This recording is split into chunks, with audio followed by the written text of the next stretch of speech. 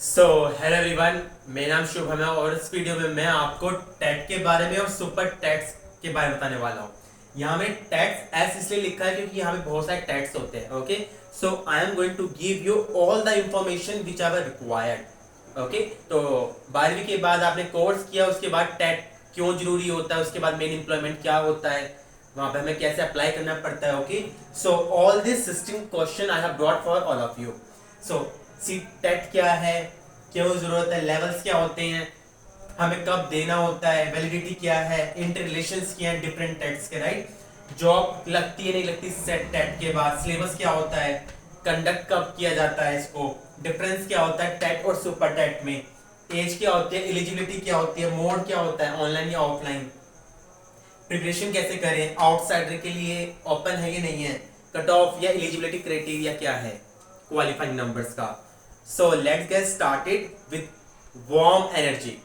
So the TET, so यदि 12वीं के बाद आप प्राइमरी टीचर कोर्स कर रहे हो, राइट, डीएलएड जिसे बोलते हैं, डिप्लोमा इन एलिमेंट्री एजुकेशन, और बीएसटीसी, तो उसके बाद आपको एलिजिबिलिटी टेस्ट देना पड़ता है। C TET is stands for teacher eligibility test. Now यहाँ पे हमें दिख रहा है कि टीचर का मतलब जो हमें टू बी टीचर्स, ओके, और एलिजिबिलिटी मतलब योग्यता, ओके, और टेस्ट मतलब एक योग्यता टेस्ट होगा कि आप कोर्स के बाद स्टैंड करते हो, do you have proper knowledge, plenty of knowledge to be a teacher.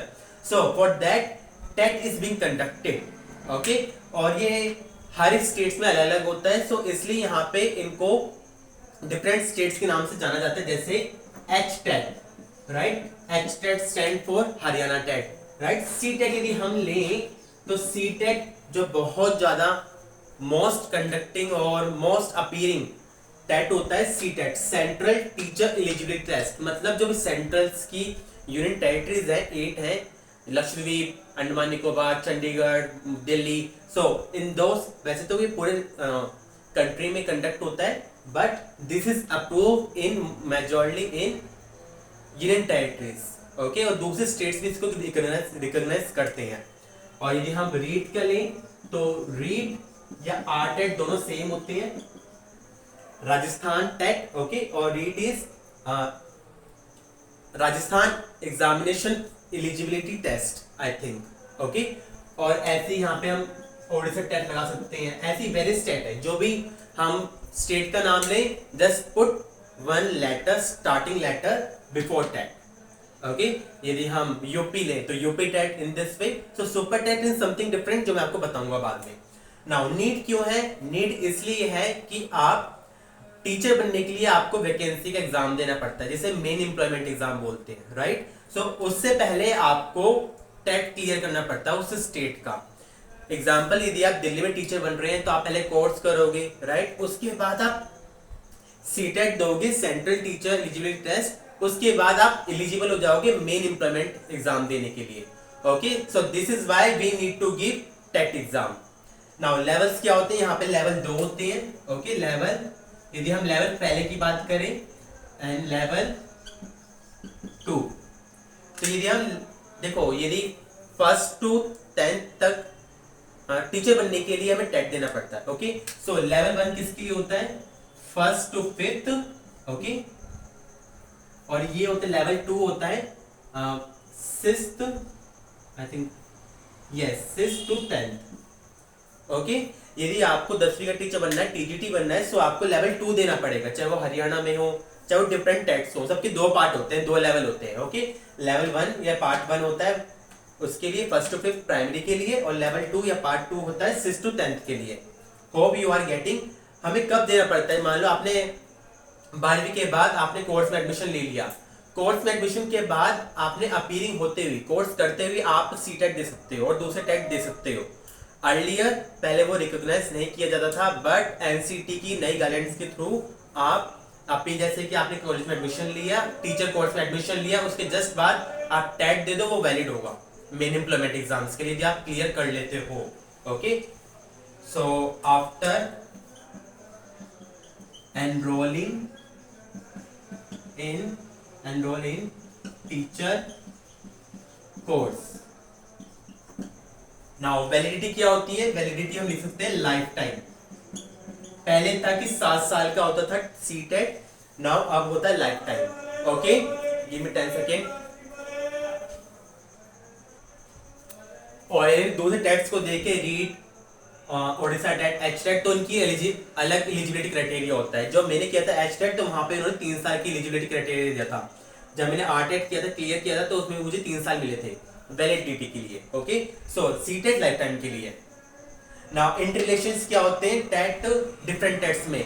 इंटरलेशन मानो यदि आपने सी टेट किया है तो यूपी उत्तर प्रदेश एक स्टेट है, but even then C TET भी कंसीडर किया जाता है। यदि आपको मेन एम्प्लॉयमेंट वैकेंसीज आ गई है उत्तर प्रदेश में, तो सी टेट भी आपका एलिजिबल होगा।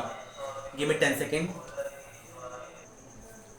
ओके, और इसी तरह से सी टेट बिहार में भी एलिजिबल है। ओके, तो ये आपकी जरूरत नहीं है कि बी टेट देने की, बिहार टेट देने की है, यूपी टेट देने की, सी टेट भी कंसीडर किया जाएगा वहां पे यदि आपने किया है तो। जॉब आफ्टर टेट मिल जाती है। सी यदि आप प्राइवेट जॉब के लिए अप्लाई कर रहे हो तो ये हैंडसम है कि आपका इंप्रेशन अच्छे से होगा, right? You have clear CTET with good marks और eligibility criteria, that is good for private job. But government job में टेट के बाद आपको मेन एम्प्लॉयमेंट एग्जाम देना पड़ेगा। जब वैकेंसीज आएंगी तो वहां पे नोटिफिकेशन आएगा जिसमें एलिजिबिलिटी लिखी होगी, कोर्स किया हुआ है आपने, सी टेट किया हुआ है। ओके, और उसके बाद आप एलिजिबल हो जाओगे फॉर्म भरने के। नाउ सिलेबस क्या होता है? सिलेबस की यदि हम बात करें तो इसमें मतलब मैक्सिमम मार्क्स कितने का होता है? आप कोई सा भी टेट उठा लो 150 मार्क्स का ही मिलेगा आपको। ओके, और हर एक 5 पार्ट होते हैं इसमें, ठीक है? Hindi, English, maths, EVS, child psychology and pedagogy. Okay, ये सब 33 पार्ट के होते हैं। ओके, चाइल्ड साइकोलॉजी में तो जहां पे बच्चों से आप कैसे पढ़ाओगे उसका डेवलपमेंट के थ्रू क्वेश्चंस आते हैं। ईवीएस में, मैथ्स में, हिंदी, इंग्लिश में इसमें 15 नंबर की पेडागोजी ही आती है, आप कैसे पढ़ाओगे, और 15 नंबर की जनरल नॉलेज आती है उन स्पेसिफिक सब्जेक्ट्स की। ओके, सो ये 33 मार्क्स की होते हैं।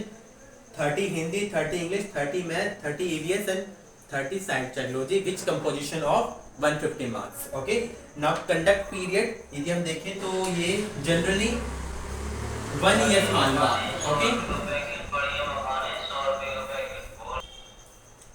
एनसीटीई की गाइडलाइन में लिखा है कि हर 6 महीने में होगा, लेकिन जनरली अब 1 साल लग जाता है कंडक्ट कराने में। ओके, नाउ यदि हम देखें डिफरेंस क्या होता है टेट और सुपर टेट में, तो जो मेन क्वेश्चन है हमारा, टेट तो हमें पता है एलिजिबिलिटी टेस्ट है जो हमें देना ही पड़ेगा मेन एम्प्लॉयमेंट एग्जाम देने के लिए, लेकिन सुपर टेट इसको ये मेन एम्प्लॉयमेंट एग्जाम का नाम है। ओके, ये है मेन वैकेंसी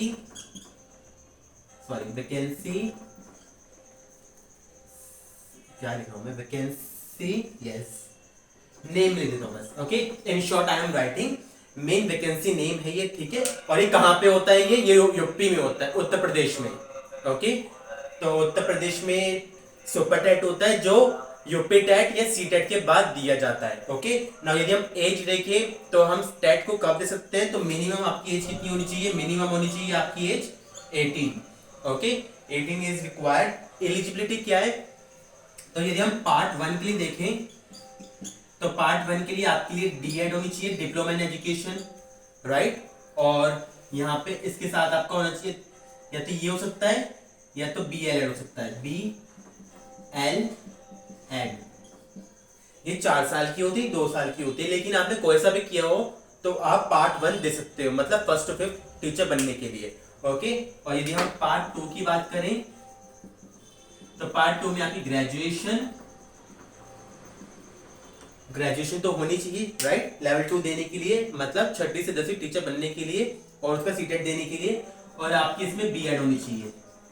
बीएड, ये 2 चीजें होनी चाहिए, या आप अपीयरिंग में भी कर सकते हो। ओके, यदि आप इन दोनों में अपीयरिंग हो तो अब भी आप भर सकते हो सीटेट 1, और आप इनमें अपीयरिंग हो खाली बीएड में, ओके, तब आप दे सकते हो सीटेट 2। नाउ मोड क्या होता है? नाउ डेज यदि हम 1 साल से देखें तो ये ऑनलाइन हो रहा है, मैं सीटेट की बात कर रहा हूँ खाली। ओके, बाकी सारे टेट ऑफलाइन होते हैं, आपको क्वेश्चन पेपर मिलता है, बट सीटेट अब ऑनलाइन होता है। नाउ प्रिपरेशंस यदि हम देखें तो प्रिपरेशन के लिए वीडियो बनाई हुई है कि how to crack DSSB। So in the same way जो मैं टिप वहां पे शेयर करी है आप उसको एप्लीकेबल कर सकते हैं टेट में भी। प्रीवियस ईयर क्वेश्चन पेपर लीजिए, आप नोट्स बनाइए अपने, राइट, और एक कॉपी में लिखिए कि आप वो एक सब्जेक्ट है कहाँ से पढ़ रहे हो, उसको गो थ्रू कीजिए, एक्सरसाइज कीजिए, but previous year question are the must, okay, and be consistent, regularity दिखाइए अपनी स्टडीज में। It's not that you are skipping 2 days and you are learning for 3 days, right ना। आउटसाइडर आप कोई हो सकता है, मान लो केरल का है तो CTET पढ़ सकता है, बिहार TET पढ़ सकता है, it's all upon your, okay. तो आउटसाइडर आर वेलकम। और यदि हम कट ऑफ देखें तो यहाँ पे जनरल के लिए this is not a cut off but this is qualifying marks to qualify any TET, okay. For general 90 marks आपको लाने जरूरी है, और यदि आप SC ST OBC हैं तो इसमें 82 मार्क्स, ओके। और यदि EWS भी हैं तो यहाँ पे भी आपको 90 ही लाने पड़ेंगे, क्योंकि वो भी जनरल में काउंट होता है एक तरह से, ठीक है। तो यहाँ पे 90 मार्क्स, और यहाँ पे यदि आप SC ST OBC reserve category से हैं तो 82 मार्क्स।